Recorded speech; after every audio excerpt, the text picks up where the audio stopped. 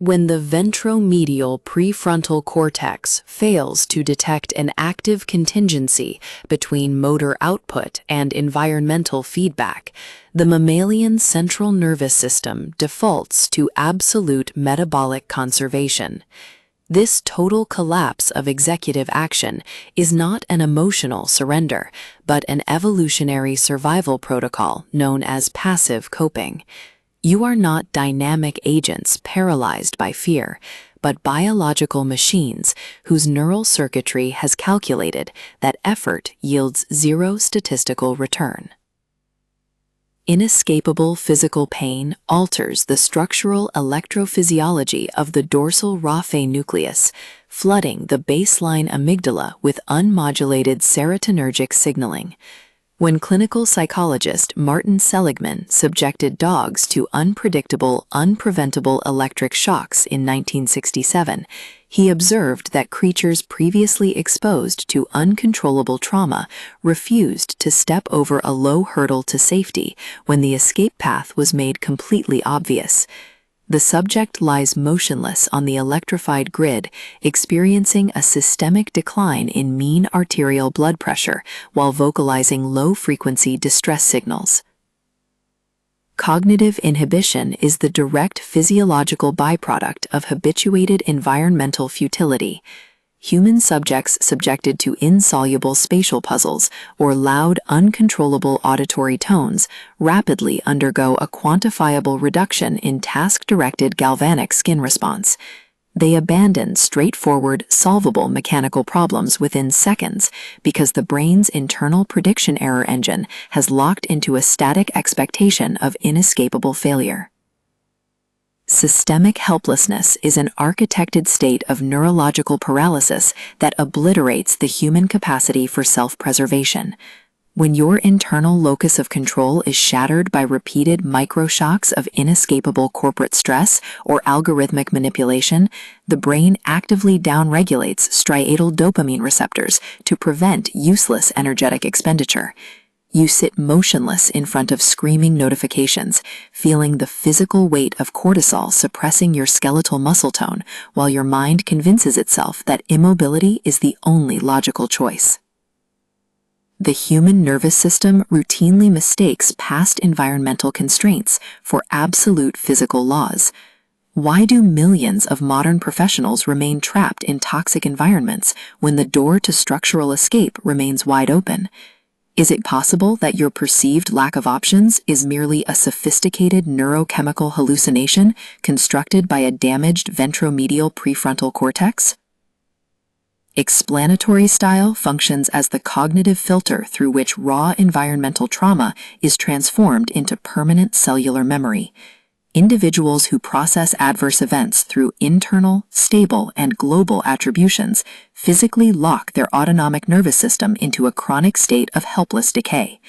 By convincing yourself that a localized failure is entirely your fault, permanent in duration, and absolute in scope, you execute a systemic shutdown of the brain's baseline reward pathways.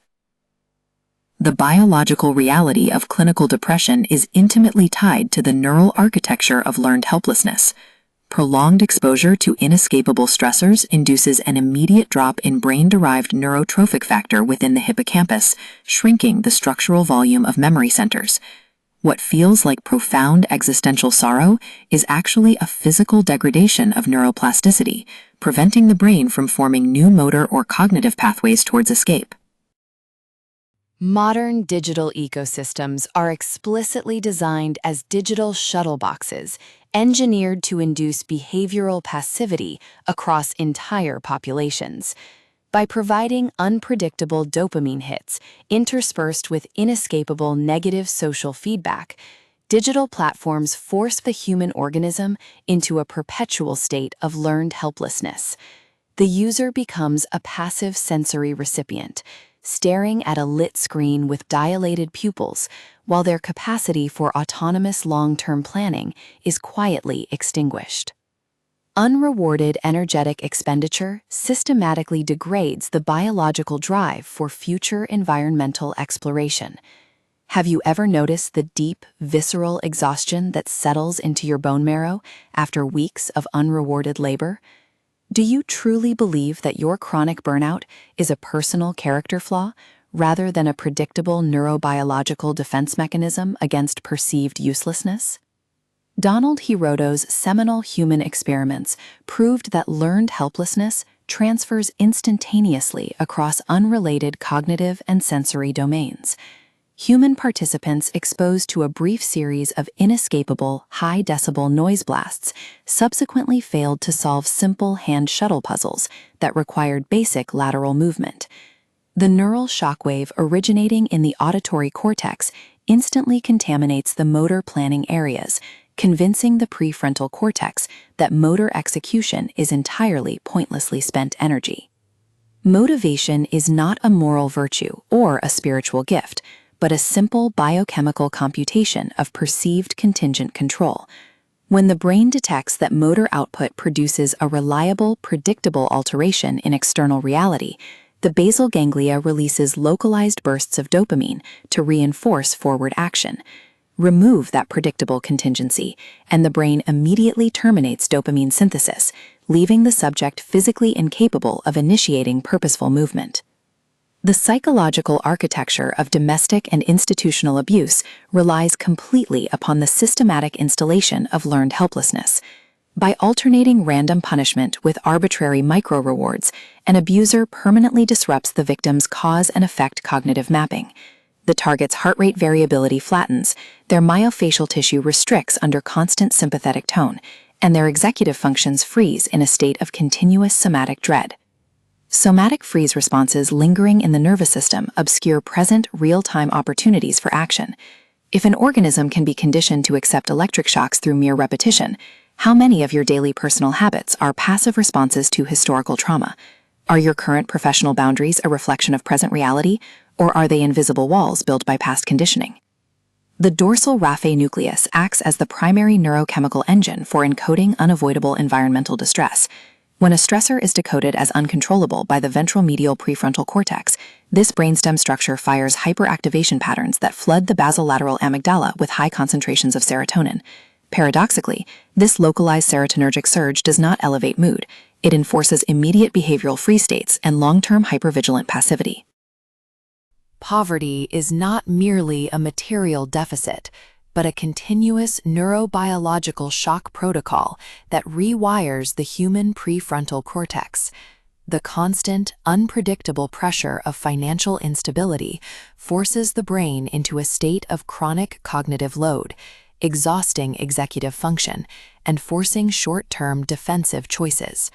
Under these physiological conditions, the capacity to plan for long-term escape is systematically overridden by immediate baseline survival mechanics. You are watching your own life unfold through the muted window of a subcortical dissociation response.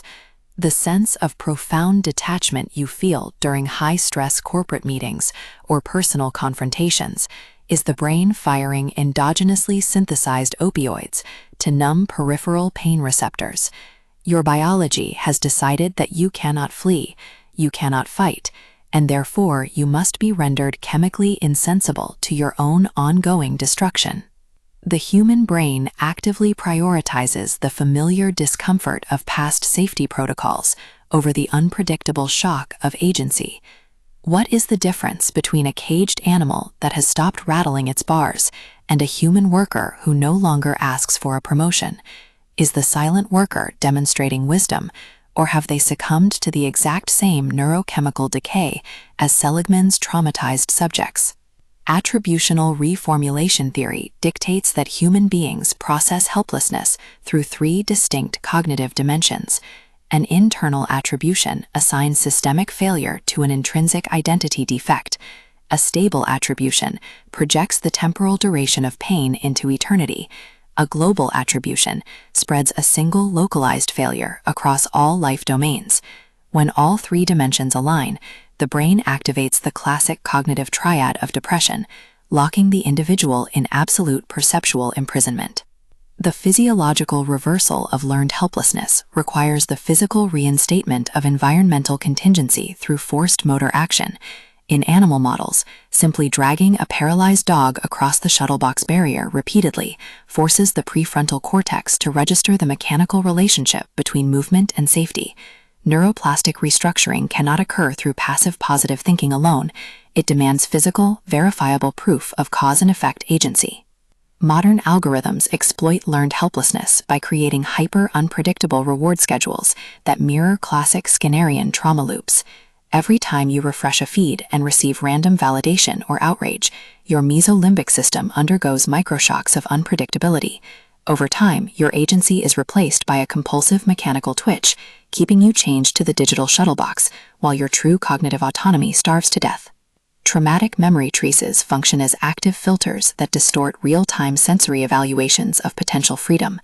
How long will you permit your brain's internal prediction engine to dictate the boundaries of your physical existence based on outdated trauma data? If your belief in your own helplessness is merely a protective neural routine, what remains of your identity once that code is forcefully overwritten?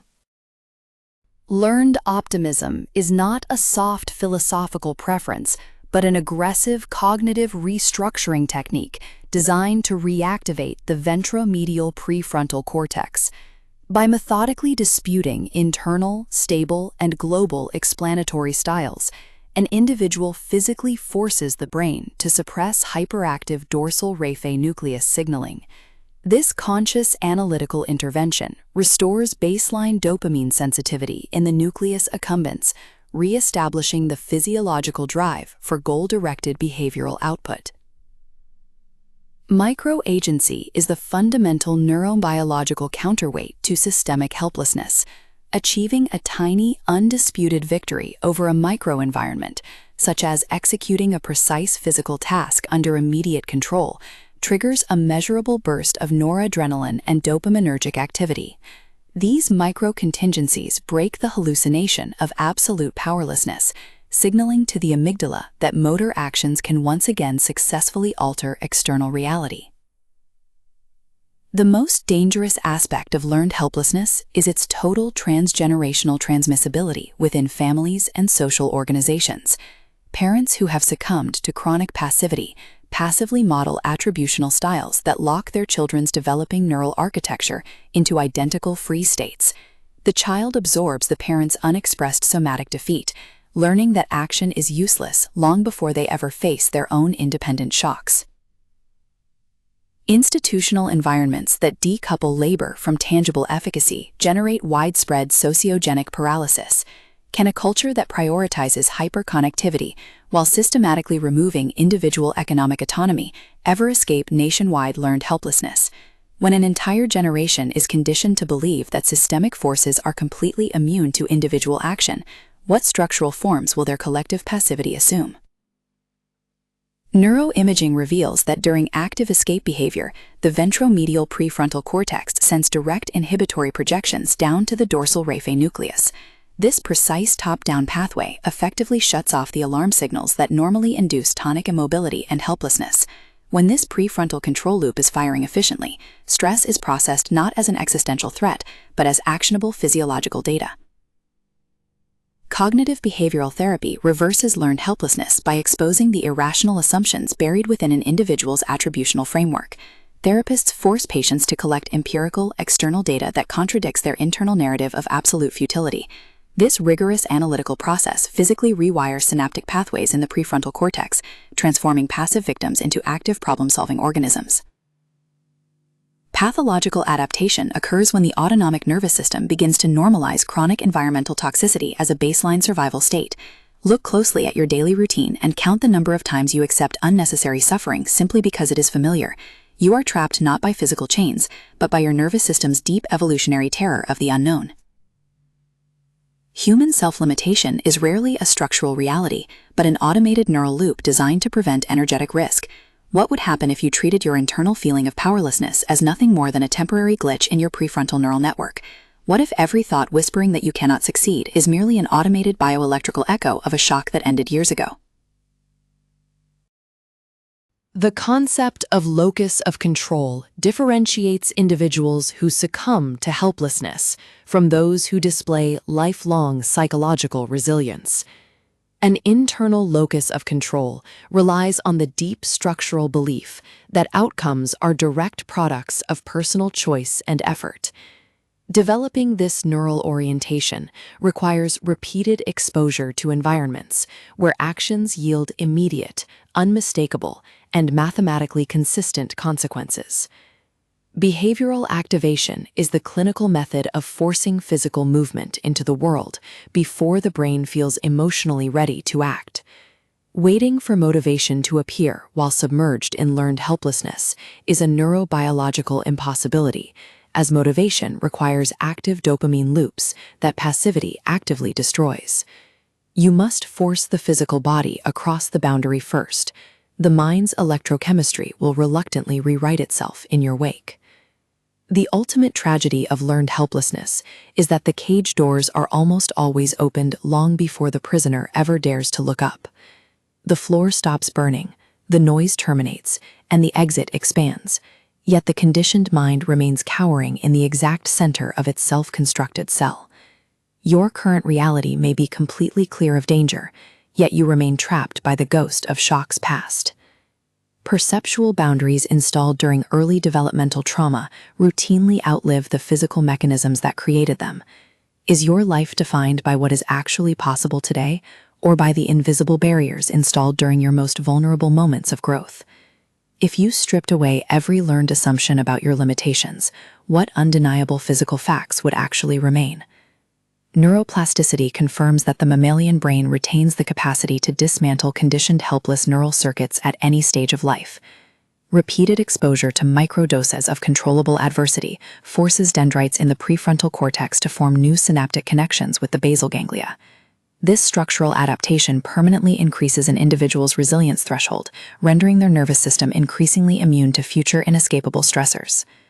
Somatic reconditioning requires that an individual intentionally confront environmental friction to force the nervous system out of passive freeze protocols. By systematically increasing physical effort and measuring real-world outcomes, the individual demonstrates to their subcortical brain that physical resistance yields tangible structural movement.